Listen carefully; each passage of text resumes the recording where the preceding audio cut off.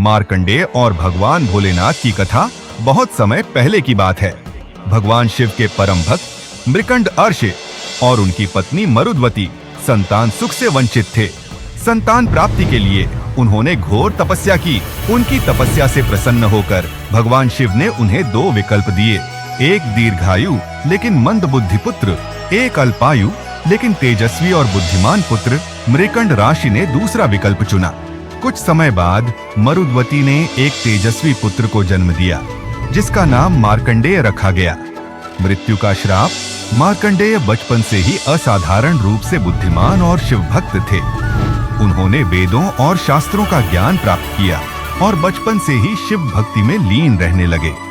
लेकिन उनके माता पिता को यह चिंता सताने लगी कि जब वे 16 वर्ष के होंगे तो उनकी मृत्यु निश्चित है। जब उनका 16वां जन्मदिन आया तब यमराज स्वयं उन्हें लेने आए। लेकिन मार्कंडेय भगवान शिव की उपासना में इतने लीन थे कि वे मृत्यु से भयभीत नहीं हुए।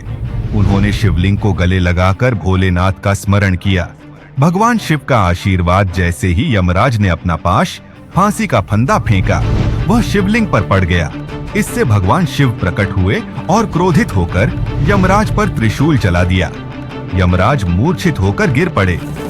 इस घटना से देवताओं में हड़कंप मच गया। देवताओं ने भगवान शिव से प्रार्थना की कि मृत्यु का चक्र न रुके, अन्यथा सृष्टि का संतुलन बिगड़ जाएगा। तब शिव जी ने यमराज को पुनः जीवित किया और उन्हें आदेश दिया कि जो भी सच्चे हृदय से मेरी भक्ति करेगा उसकी अकाल मृत्यु नहीं होगी। इसके बाद भगवान शिव ने मार्कंडेय को अमृतत्व का आशीर्वाद दिया।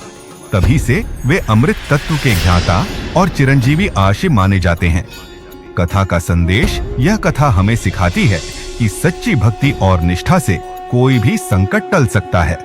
भगवान शिव अपने भक्तों की रक्षा करते हैं और संकट के समय उनके साथ खड़े रहते हैं। इसलिए शिव भक्ति को अजर अमर माना जाता है।